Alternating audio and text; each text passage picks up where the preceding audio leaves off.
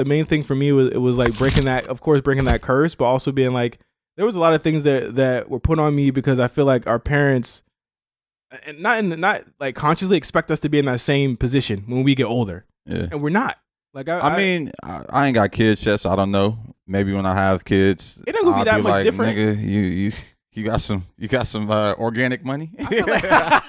I feel like you would be like even worse with not looking at the price when you get kids. Like, I would. I probably would be the same. Honestly, I'd just be like, fuck it. Yeah, like man. Like I feel like especially when I have a kid, like I already know, like I'm gonna be like, I don't give a fuck. I'm buying them whatever the hell they want to get. You know what I mean? Like even though I say I don't want to spoil them, I know I'm about to spoil the shit out of my kids. I don't know if I want to spoil my kids. I won't go that far. But food wise, I ain't spoiling my kids.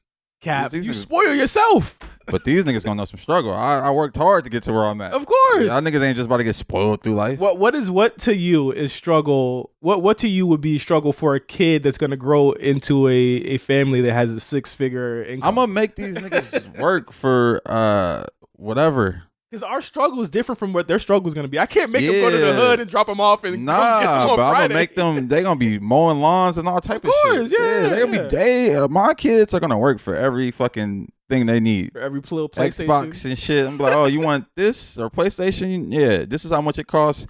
This is how much you're going to need to do to get to that. Okay.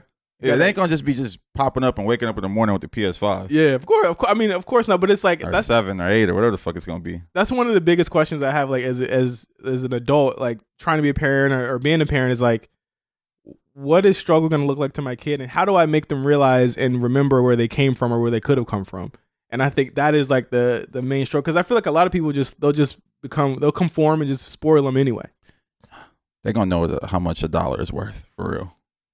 When did you realize how much $1 was worth? When we were like, what, 5, 6 years old? Oh, absolutely. when we should have known how much $1 was. I just remember, like, when I was way young, like, shit. I used to walk home when I was, like, in 1st or 2nd grade. Yeah. So, like, I remember my mom, like, giving me, like, money and being like, oh, like, this is $2 for the day. Yeah. And then, like, I'm like, oh, shit, I got $2. Like, I didn't used to eat school lunch. Yeah. So I would always get, like, I would always go to the store, Richard's Market in Inglewood, and get chili Fritos after school. Fire.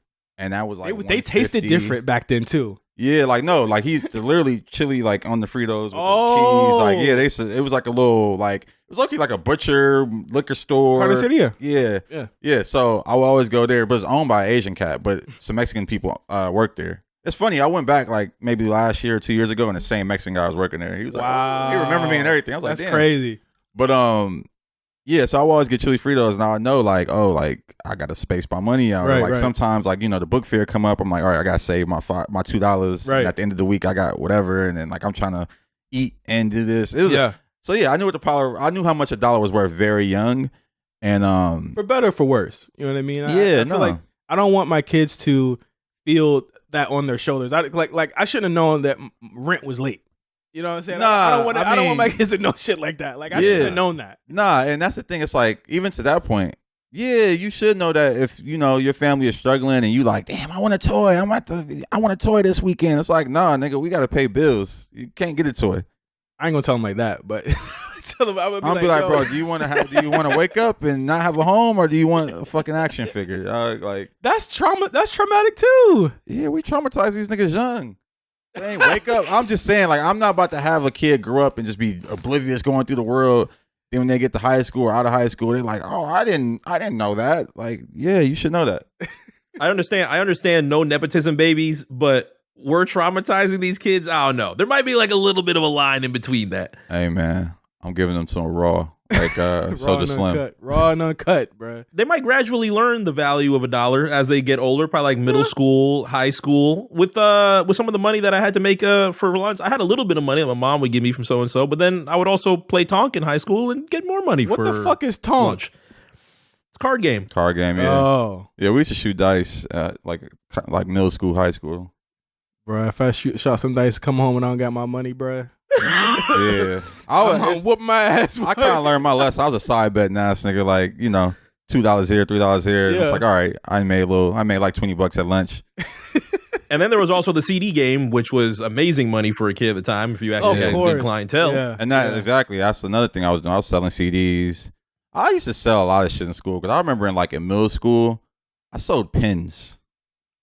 Like I would like. Who didn't have a pen? No, but you know, in middle school, like when like you had the lead pencils start to get popular, and then you had like different like color pens and shit like that. Yeah, so I used to sell, like I used to get those and sell those, and like I was making some money off that. You must have had the Pilot G2s early or something like that. You must have had these joints. Like, I just remember, like I remember, like even taking, like I used to have the multicolor pens, and like I would take them out their case and switch the cases. So you had like a lavender pen in a green case. And people was buying pens off me. This shit was crazy. I remember trying to sell candy, and the school came down on us for that.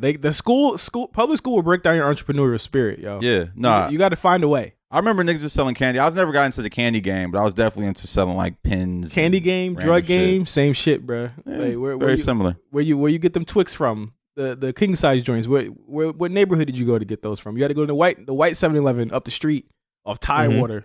My VA niggas know, my 757 niggas know Tidewater had some of the best. Up Tidewater Boulevard has some of the best 7-Elevens, and that's where I used to get my candy from before they stopped me. But